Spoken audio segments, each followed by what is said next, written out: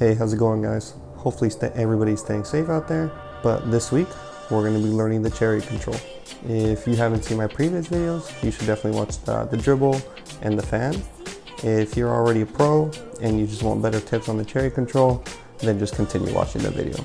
But for everybody else out there, as I mentioned in my previous videos, this is probably my favorite card control of all time, and you'll see why. It just looks so good. It just looks like nothing's happening. And when they think the move is done, you're actually still doing some things to be ahead of the game. So, without further ado, let's get into today's video.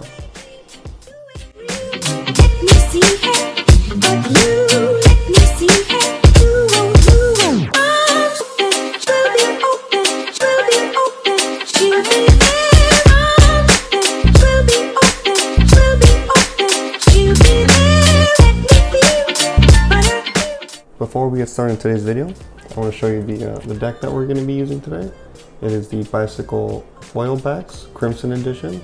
They're basically just like standard playing cards, but just with that little shine to it. Looks like this.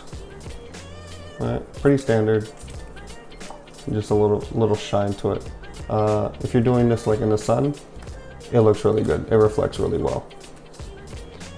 Not doing an entire deck review, but if you guys want more info on it, I think they're on the Bicycle website.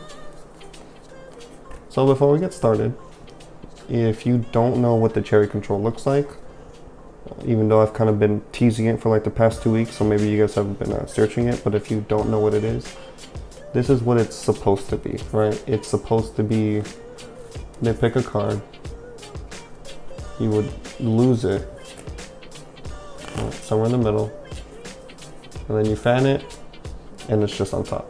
Right? I didn't actually do it there, but that's what, to the spectator, what it just seems like. A quick overview of what it's supposed to be is I'll dribble their selection, show it to them. In this case, it's the 7 of spades. And then from here, I'll pull this back, so it looks like this. I kind of just do this motion to make them think that I'm done, and that like I'm already done doing the move. And then from here, take it out, and just do a fan. And now that card's on top. I'll do it one more time, I'll do it with the card face up. So just like this.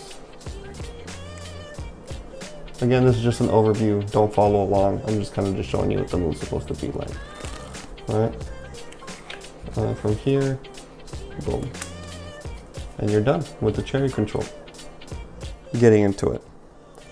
Now, if you watch my previous videos, right, on the dribble, this is where you would use that, right? So all you gotta do is dribble the cards until they say stop. Alright, have them shuffle, it doesn't really matter. But just dribble, like let's say they stay right here, and then dribble the rest on top. What I like to do, just to kind of make it more of an open control, and it doesn't seem like I have full control of it, I usually just hold it by the fingertips, and I'll show them. I'll point right here because I know the pip is right here, and I hate when people forget their card. I'm sure you do too, if you've ever done Magic to literally anybody. People forget it all the time, so I like to point just so it resonates with them what their actual card is. So I'll point. Up to here, I'm sure you don't really need much explanation, they're just picking a card. Now to actually do the move. If you've seen my previous video on the Tenkai steel, it's pretty much that. So I'm going to recommend that you watch that as well. But just a quick overview, what's happening. I know you can't see it from here, but I'm basically pushing it up here, just like that. So the card sticks out. That's very crude, but here's a nicer version of it. Should look something like this. And then from here, you're basically taking this card out And now from here, you can do a Tenkai steal, right? But that's not what we're aiming for. Once you're here, you want to use your pinky to flatten this out. Now, I know this looks really scary, right? You're like, damn, they're really gonna see this. But this is technically what they're seeing, right? Even if that's probably what you've got room with from here. They're basically only gonna be seeing this. And this is something that you've gotta kind of practice in front of a camera so you know your angles. If you have like a tripod or anything, that's actually super beneficial because you can adjust heights and you can practice different heights. I don't suggest a mirror, you only get one angle, right? As for a camera, you get every angle in the world, whatever you want, to be honest. So just make sure it's pointed towards them and they will never see this back. And don't be too scared, people aren't paying attention. And we'll get to that here in a bit. All right. So now that it's here, now you gotta execute the fan. But as you're executing the fan, you want to take this out as well. So now that you're here, I grab this with two fingertips, my thumb and my middle. I'll try to show it from here. Hopefully it's a good view. So as I cock this back, I'm also doing this. So both motions, as you can see, we'll take that card out. And then you just want to place the card here. And then you're done. And then from here, you do the fan. That's all there is to it.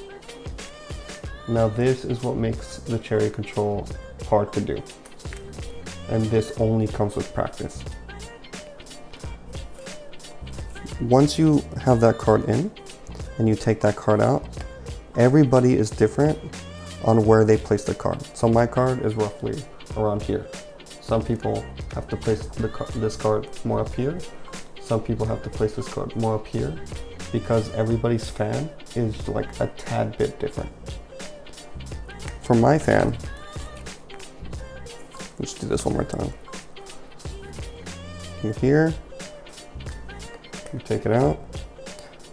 If I were to do my fan, right, it lines up perfectly. Now, I know that's a bad fan, but it lines up perfectly, and that is exactly what you want. You want that card not to look like, and let's see if I can do it, right? You don't want the card to like look like that. Let's see if I could try to give a better explanation. So from here, let's say you do a fan, so you don't want that. You do not want that at all. You want that card to be flush. Because again, you're just simulating a normal fan. So that card should be flush. I know I've kind of overhyped this move. Again, there's not a lot to it. It's really all in the practice. So we're just gonna go over this one more time. So have them shuffle. It's better when you have a spectator do more of the things, I guess. So just have them shuffle, then take the cards back, dribble it,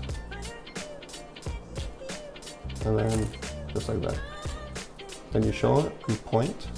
In this case, it's the ace of spades. Now, if you followed my Tenkai video, you'll learn how to push this. Right, just like that. From here, try to give you a more exposed view. Take that card out fully, put it on top, just like that, and execute that fan, if that makes sense. And again, it just comes with practice. Just keep fanning the deck, or maybe before you even start all of this, fan the deck a few times and just see how your fan is, like where that card lands. just fan it. Just literally just keep doing this. That way when you do it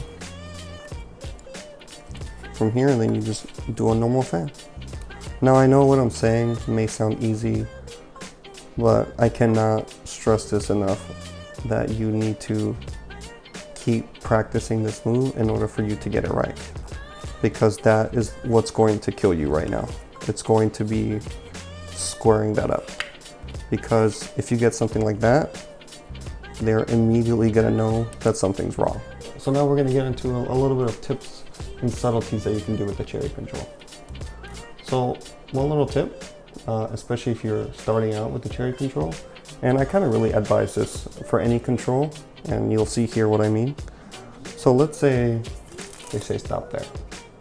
You have them look at this card, but as they're looking at this card, peek this card. And here's why.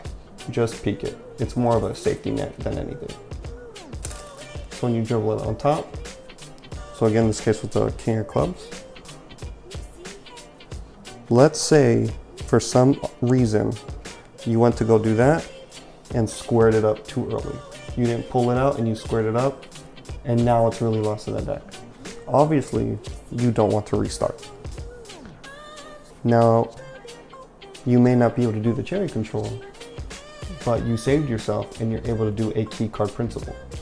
So from here, you can shuffle. If you know like the card is somewhere here in the middle, just kind of shuffle a little bit. All right, leave that middle there. Pretend to shuffle some more. And then just kind of on your own, just pretend you're looking for their card. You notice the king of clubs, so you know this is their card. And then whatever you want, if you want it to be at the bottom or the top, kind of up to you. Right, and then from there, you've controlled it. Again, it's really more of a safety net than anything. So that's one way you can use a cherry control. Now, there's another way. I don't advise doing this, but I'm going to show it to you anyway, just in case you can come up with something more creative, if that makes sense. So you can use this as a color change. Let's say you have 4 diamonds and you're like, look, we're going to use this card to find your card. All right, and then from here, then let's say they picked the 7 of spades again. That's weird. Then you could do the cherry control.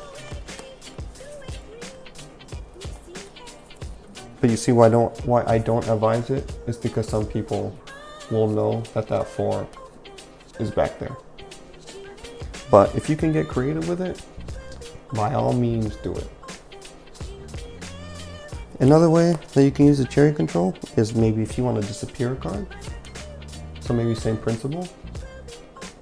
You could just be like, look, here's your card, but in order for me to find your card, I need to disappear this card. All right, and then from here, and then now the cards disappear. And then you can show, and then do whatever you want from here. Or you can pretend that this is like a double backer. You can, I don't know, just kind of let your mind run wild. I haven't found anything for it, but I'm just showing you in case maybe you might get some ideas from it. I think my last tip for the cherry control is make sure when you're practicing, kind of move your camera around, right? So you know your angles. Now, I'm not going to say the cherry control is foolproof and it works all around, but it's got some surprisingly good angles. You would think that it's only, for this angle, right, that we talked about earlier. But surprisingly, people like on my right hand side won't see it, because when you do it, right, when you're in this motion, your arm is covering that action. I don't know if that was good on camera.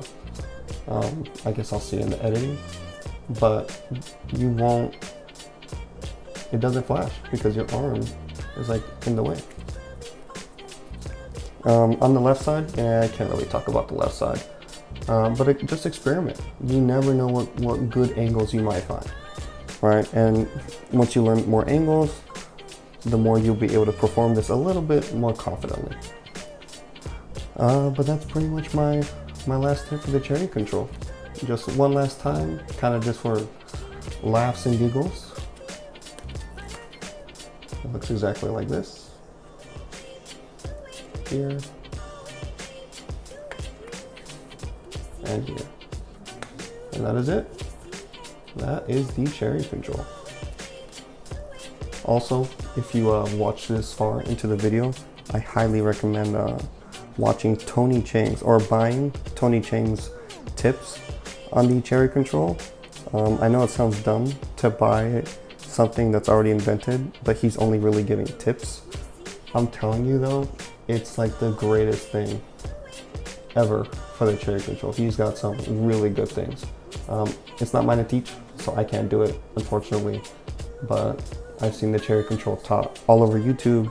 I just wanted to give a better piece and kind of better tips and subtleties for it. So hopefully you enjoyed the video. Let's get to the outro. So like I say in every video, hopefully you guys liked today's video.